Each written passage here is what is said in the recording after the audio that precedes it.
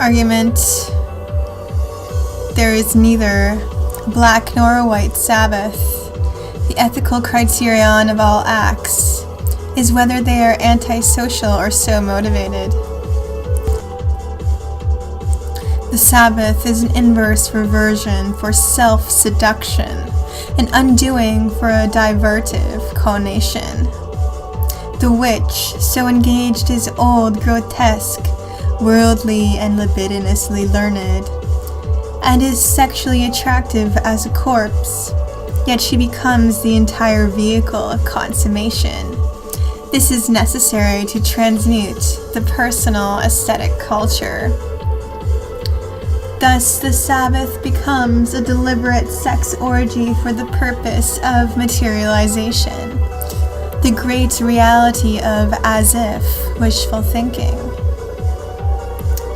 Finally, a culturally accepted criterion has destroyed more affective affinity than any other belief. But she who transmutes the ugly into a new aesthetic has something beyond fear.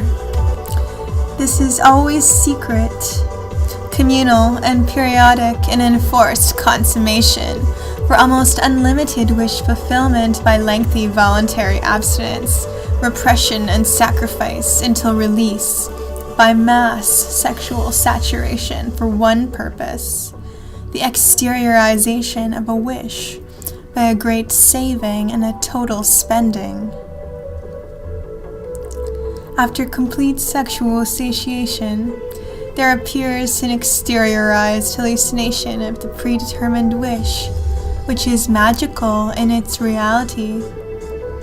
My own experience of many Sabbaths is that there is a consummate exteriorization, and that subsequent memories are of reality. Ceremony and ritual are the matrices of form and order, the thesis being that by the act of as-if, the wish is fleshed when magically charged. The ecstatic moment is used as the fecund instant of wish endowment, for at that period of reality, the will, desire, and belief are aligned and in unison. Faith is a form of compulsory auto-hypnosis, which may build up and enter belief. The great believers have no need of faith, and we are all convinced by the things of flesh. I believe, I become the potentialities where I made effort, the fun ambulatory way between ecstasies, the acceptance of all things, in entering all doors and the bypassing unto myself only the law I make, the good and evil I affirm. We who do not crucify, nothing shall hurt us, that is of the nature, neither our comings and goings from the womb, for we have the key to all aesthetics. Thou lambent spirit of air, thou hast kindled the sacred fire from dead ashes, so my torch lightens all darknesses. Thou hast become the fulcrum of my will. Everlastingly in thee I know not respite. Except in the sensuous impact of flesh there are no meanings. Thou hast awakened me into eternities. Thou makest all things beautiful unto the grotesque. Whom thou succour hath no sterility. I am reborn and reborn into desirous becomings. I have recreated my soul by birthing pleasure. Through thee my will, desire, belief, and word become the law that carries me into the catastrophic beyond becoming. Thou the emissary of neither. After silent watcher, thou hast shown me the new sexualities and all the mysteries of the threshold. Only thee I adore in my soul and my everlasting body. Alpha, Omega, Amen. Almighty Recta, thou who exists in all erogeousnesses, we evoke thee By the power of the meanings arising from these forms I make, we evoke thee.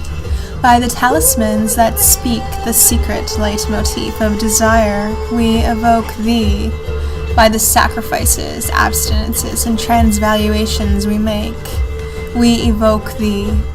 By the sacred in-betweenness concepts, give us the flesh. We who shall suffer all ecstasies, give us the will. By the quadriga sexualis, give us invariant desire. By the conquest of fatigue, give us eternal resurgence. By the most sacred word graph, we invoke thee. Amen. At the moment of orgasm, the wish must be imperatively stated. I created my own alphabet and language based on the primal onomatopoeia of language, which is now, for me, a subconscious quality, which expresses only by high emotionalism. Indeed, the active link between all images of thought are intro-audile, and of this character on which one's psychic language must be based. The soul responds to the basic language only. Finally, ease of body and mind must obtain, the mind being free from all concepts except the desire, which should be altruistic. Others or yourself, your request should be as brother asking brother. In words worthy to reach your greater self, you will receive only what you are fitted to receive. By means of the death posture, total transportation of consciousness into the sex center occurs. This brings about pure aesthesis and the creation of a new sexuality. By autotelic concept, the subsequent ecstasy is a sublimation. Because every other sense is brought to nullity by sex intoxication, it is called the death posture. Everything is a priori to the act. The a posteriori illumination reveals the intersexual correspondence of all things, and great emotiveness becomes, I am God, and all other gods are my imagery. I gave birth to myself. I am millions of forms excreating, eternal, and nothing exists except through me. Yet I am not them. They serve me. I am inconceivable because I make the conceivable as I so will. I am beyond law, for my casualness rationalizes all things to my pleasure. I am the stranger ever.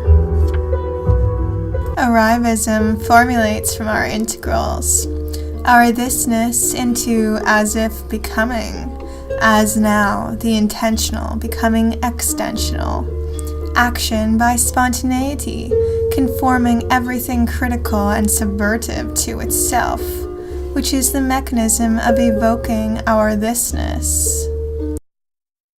As now has no pendency, things are, because we are always the potential of what we last were.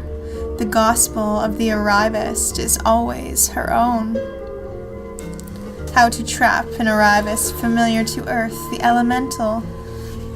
The best person to choose would be of the arrivist type. Those cocky bastards who seem to obtain all they need whenever they want it. Being intense egocentrics, they are mediumistic or susceptible only to silent suggestion. So look into their eyes and convey to them silently that they are the media for the transit of the obsessing elemental desired. They act simply as something en rapport between you and the elemental. To make yourself acceptive and fit for obsession, acts of sacrifice and purgation are essential beforehand. Also, the elemental must be named and given an appropriate sigil.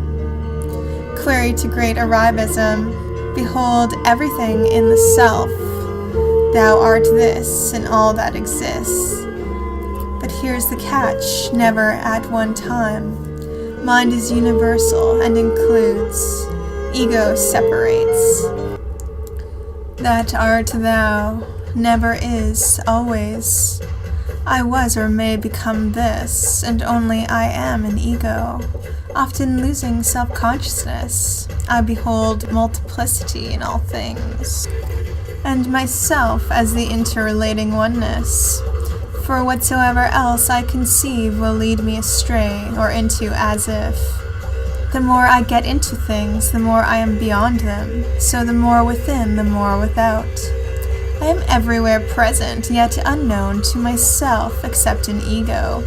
I am a configuration of all the multitudinous compositions and designs of this universe, and knowing not myself fully, how can I know much of other selves and the gods?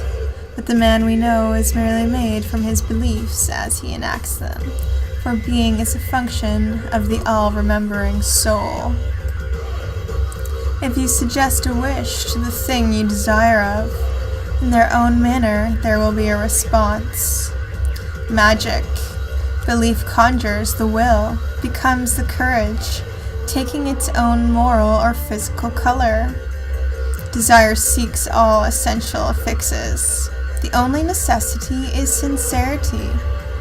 Importance lies in things as now. Flesh exists to be exploited. It is in all things, and all things will be through it. The deliberate transference of a desire by symbols and sigils with their meanings to the subconsciousness, thus sublating them from the conscious, is a magical act. It works on the thesis that the subconscious is all-knowing, all-memory, and being universal, can tap any source of knowledge. If we deliberately attach belief to the meaning we give to a sign or symbol, then when we question that sign in our own way via the subconsciousness, it will answer truthfully,